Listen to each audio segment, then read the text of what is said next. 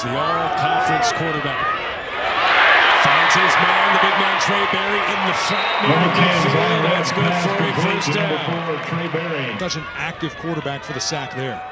Check that, Artis Hemingway, as you said, with the sack. First third down of this drive. Webb trying to come up with it. He's near the first down marker. It's going to be Kim, who is no doubt going to be looking forward to the Jacksonville Jaguars schedule, as he has a couple of friends now on that team, and a nice tackle behind the line. John rooting for the team. Family had season tickets, and now he's helping drive this team down the field again. Hands it off to Lee, who's stopped behind the line. It's actually Corey Spruill. They have a running back with seemingly 3 people in the backfield. Yeah, and there you have it. Webb, the flip. The flip to his running back. That looked like Petway, and it was. Who scampers out for the first down. Turf. And now Delaware with a 14-0 lead. And Nolan Henderson on third down and 3. And Jacksonville State's defense comes to play there.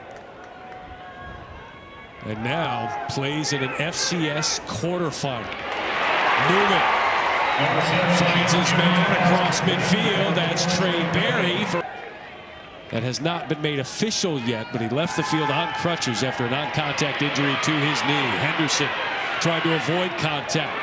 Fires that one down the field, and it is intercepted. Jaquez Payton with the pick of Henderson. Completed a pass for this team. 31 pass completions in his career for Chance Newman, the redshirt freshman. And he's down in 10 after the sack that led to the punt for Jacksonville State. Here's the pitch to Lee. Lee working his way out of the backfield, finds some room, but no. And that was just a great tackle there. But just a great job. He reads it perfectly, cuts up inside. And look at the wheels on this young man, 6'2", just striding it out. Does a really good job getting out into space and then finishing the run. Might be a little short. We'll look at the replay. Might be about. He's going to take a direct snap. The running back. They put it in his hands, and he puts it into the end zone.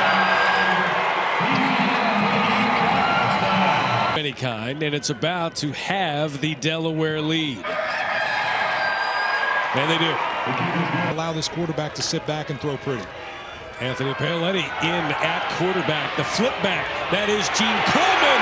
And Jacksonville State is not fooled. Nicario Harper. Unorthodox set here with Nolan Henderson at quarterback.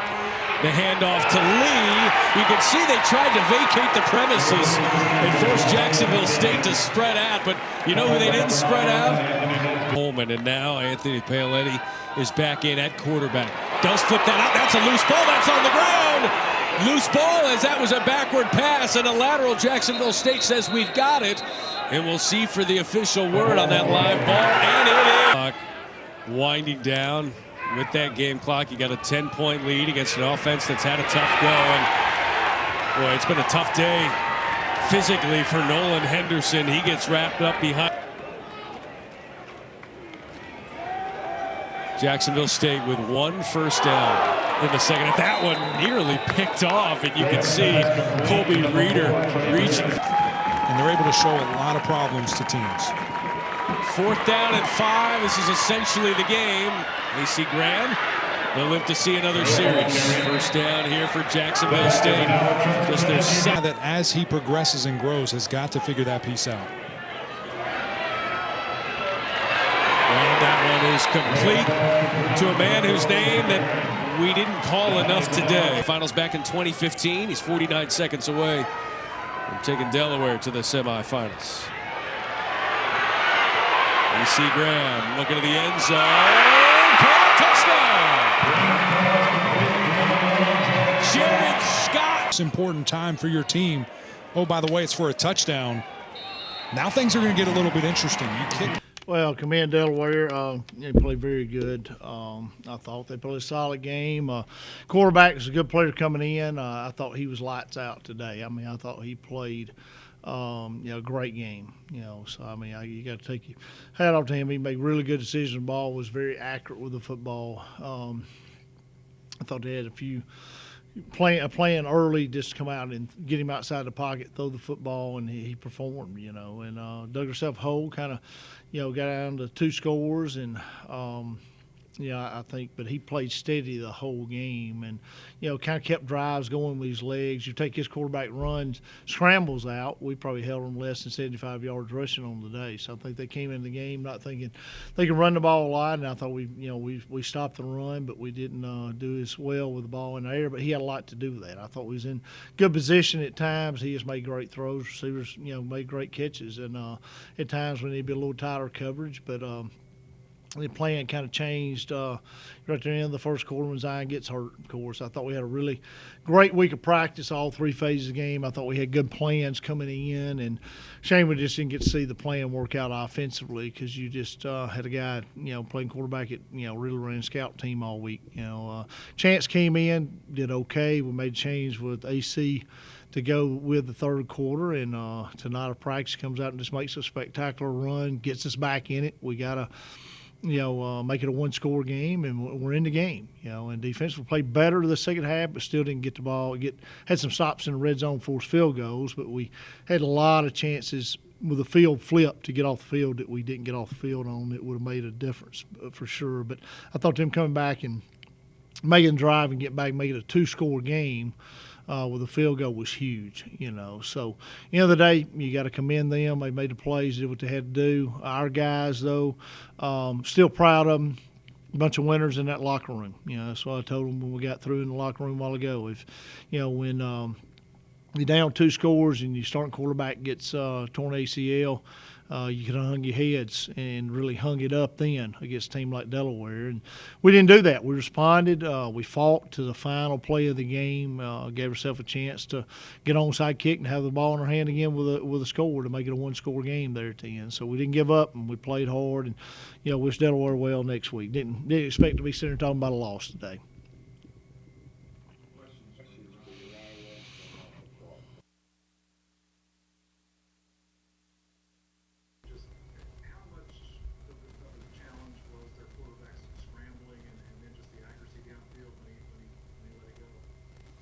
Oh, man, I mean, you feel like you get a stop and you get pressure on him, then just squirts out of the pocket, and he'd make plays with his legs and extend plays, and the receivers did a really good job with the scramble drill, getting open, and I mean, he's a tough kid. He's a good player, and you just tip your hat off to him because he made plays that really changed the game and throughout the course of the game.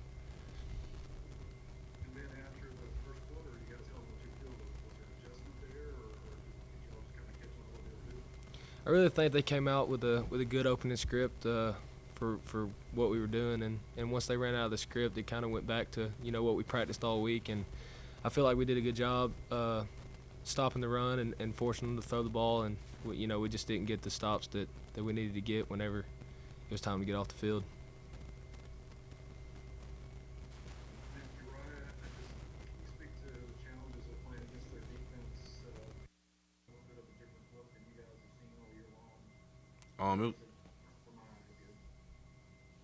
It was definitely an adjustment, but at the end of the day, we could have executed a little bit better, and, keep us on the field on third downs, and, that came down to, us just executing, and, for our offense, I felt like the only people that could beat us is us, and, that's kind of what we did today.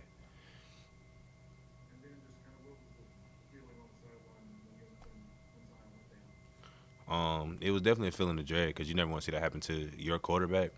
But, as a team, we banded together and, we brought AC out and we brought Chance out. And, we believed in them the entire time because, throughout that whole game, it wasn't a doubt in my head that both of those guys could help us win this game. And, we just kept faith and, we kept pushing.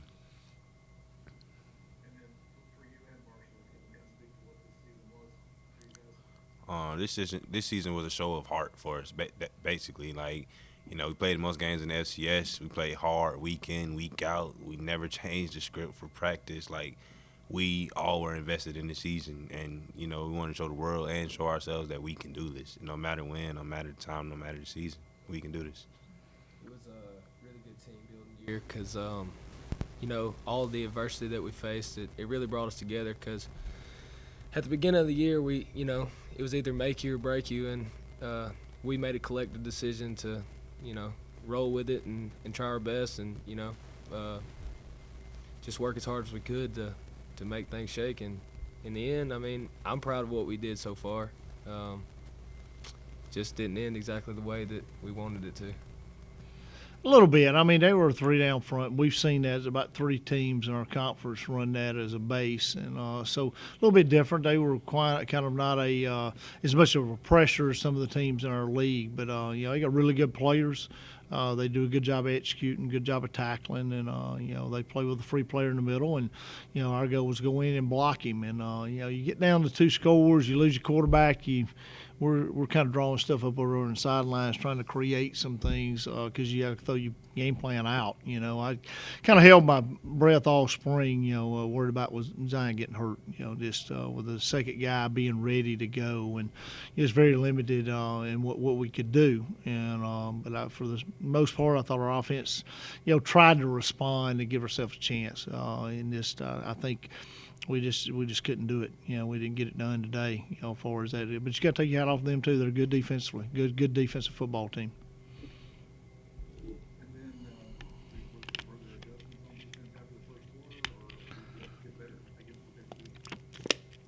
Well, I think it goes back to the open script, like Marshall said. I think they had some wrinkles in there early that they executed.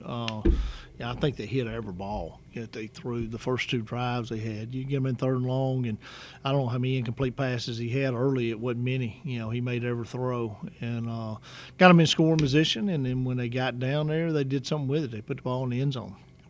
So he was having to play from behind, and after that, I think we did adjust a little bit. The thing is, tighten our coverage up some, but he continued to make plays. So I go back to the trigger guy.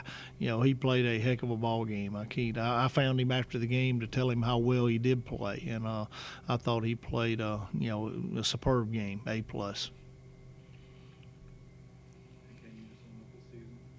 Well, I mean, it's been a long season. I'm proud of our guys. I said this, I think, in the off week we had before we started playoffs. Just, proud of, how they represent our university and how we've everything that's went under the bridge since last March. Going into, we've been playing football for 9 months. Played the most games of any FCS in the country, and this bunch is a fun group to work with. We've still got a really young football team, so.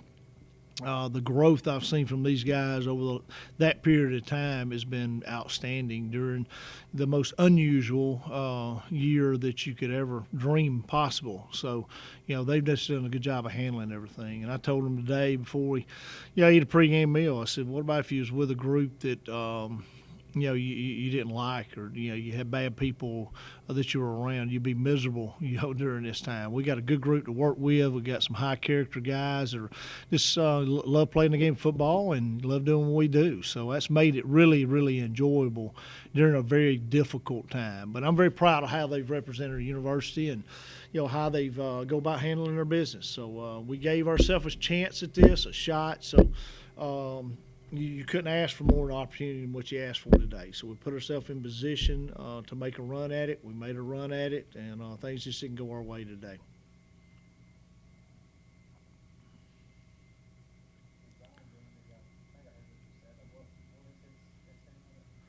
His ACL. Yeah, it's plant cut. I mean, he went to make a move, and he popped his ACL. So it'll be tough for him to get back first of the season for sure with ACL. So very, very disappointing for him.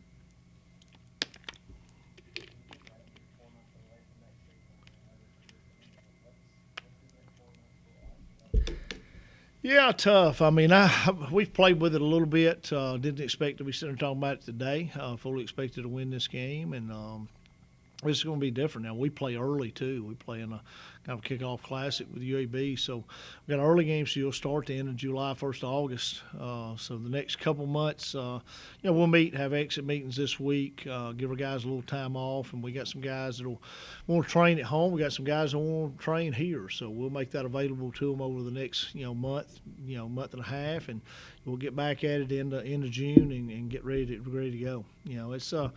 It's kind of unusual, like no blueprint for how you handle finishing a season in May and turn around again and play in August. And like I said, our guys are resilient though. They'll bounce back and handle it well, and they need a little time to catch their breath and kind of get over this season. And they're emotionally drained right now. We'd had a great week of practice. We was in good position to play well today, and like I said, this didn't work out for us.